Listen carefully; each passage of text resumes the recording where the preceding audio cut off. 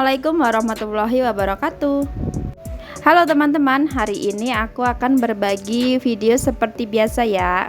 Hari ini suami aku dan anak aku lagi bersih-bersih warung yang biasa aku pakai jualan. Kebetulan kemarin aku mudiknya lebih dari 2 minggu ya, jadi aku udah lama banget nggak jualan. Nah sekarang ini rencananya aku mau jualan lagi, cuman ini warungnya kan kelihatannya masih berantakan banget, jadi aku beresin dulu ya, dan aku juga bersihin dulu. Ini tuh dibersihin total ya, kayak meja-mejanya semuanya diangkat keluar dulu, kemudian mejanya juga dibersihin, dicuci gitu ya, disemprot pakai air. Karena kemarin itu di bawah meja kompor itu ada sarang semut api. Jadi semut api itu warnanya agak kemerah-merahan pirang gitu ya. Kalau misalkan dia udah ngegigit itu rasanya panas-panas dan gatelnya itu nggak hilang-hilang gitu. Jadi kalau misalkan aku lagi aktivitas masak, bikin jualan, aku ngerasa keganggu gitu ya. Jadi hari ini aku sama suami aku ngebersihin total warung ini, sekalian ngebersihin sarang semutnya biar nggak ada lagi gitu ya sarang semutnya. Jadi aku biar nggak keganggu aktivitasnya kalau pas lagi jualan.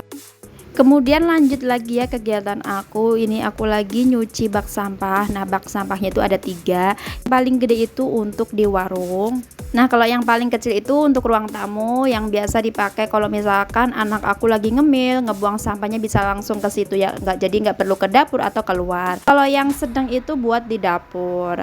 Walaupun tempat sampah itu adalah tempat yang kotor, tapi harus sering-sering dibersihin ya, soalnya kan tempatnya di dalam rumah gitu ya. Pasti jadi sarang penyakit takutnya kalau misalkan enggak kita bersihkan. Nah, apalagi kalau misalkan sampah yang dari dapur itu kan kebanyakan sampah-sampah yang basah dari bekas makanan, bekas sayuran. Kalau misalkan nggak sering-sering dibersihin, takutnya kan masih ada kotoran atau kuman yang nempel di tempat sampah.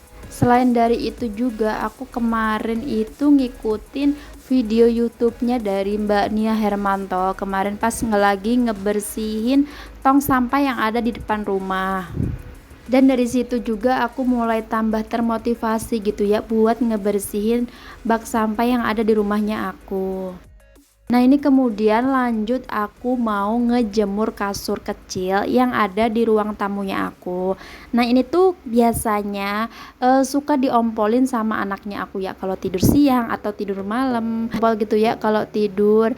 Barangkali bunda-bunda atau teman-teman sekalian punya tips dan cara bagaimana sih ngelatih anak biar nggak ngompolan terus gitu ya. Aku soalnya lumayan capek gitu ya kalau misalkan dianya lagi ngompol dan kena kasur gitu kan, harus sering-sering dijemur, dicuci kayak gitu. Tapi kalau malam seringnya dia itu pakai diapers ya kalau tidur. Padahal kalau sebelum tidur itu dia itu biasanya aku ajak buat tipis dulu ya biar nggak ngompol gitu malamnya.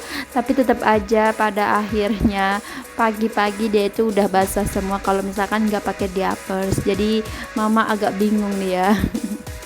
Nah lanjut lagi, ini aku lagi ngeberesin depan rumah, tepatnya di dekat cuci piring yang biasa aku pakai nyuci kalau misalkan lagi jualan. Cuman itu agak di sampingnya gitu, bersebelahan sama tetangganya aku. Nah ini tuh aku ceritanya lagi nanem sawi ijo. Aku beli biji sawi ijonya itu di online ya, di toko online gitu. Itu harganya murah banget tapi isinya lumayan banyak.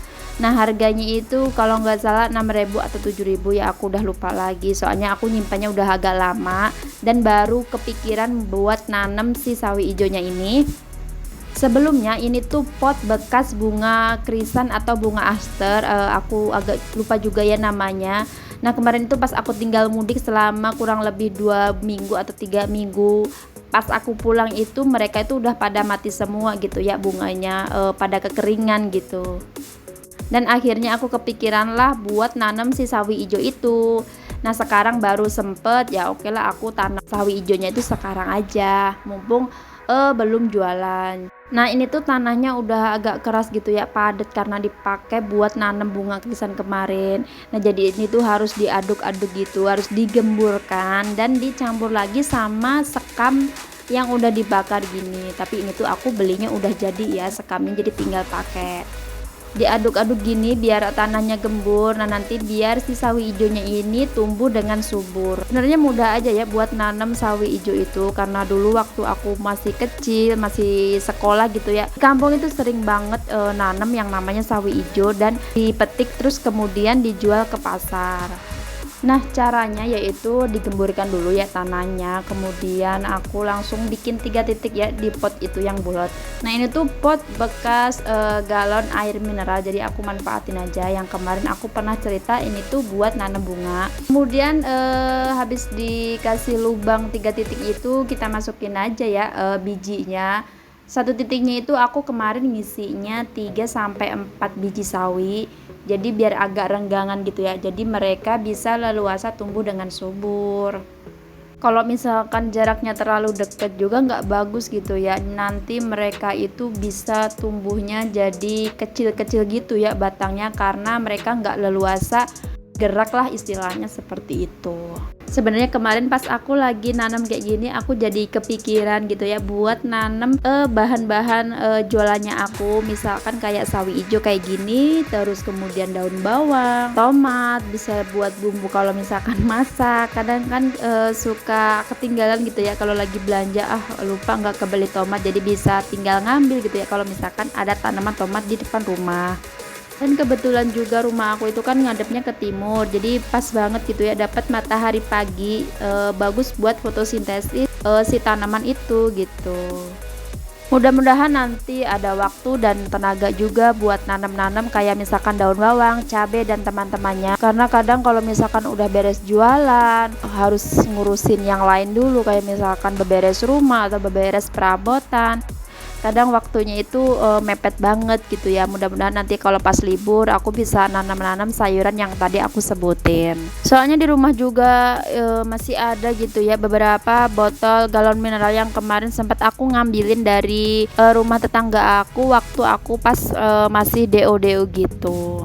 Senang banget kalau misalkan gak dimanfaatin buat nanam-nanam kayak gini ya. Nah ini itu hasil dari bebenah warungnya aku tadi sama suami dan anak aku, walaupun cuman ngerecokin ya, tapi nggak apa-apa lah ya. Nah ini tuh diubah gitu ya kayak posisi mejanya, karena mejanya kan dikeluarin satu, jadi aku pakainya cuman 2 meja aja.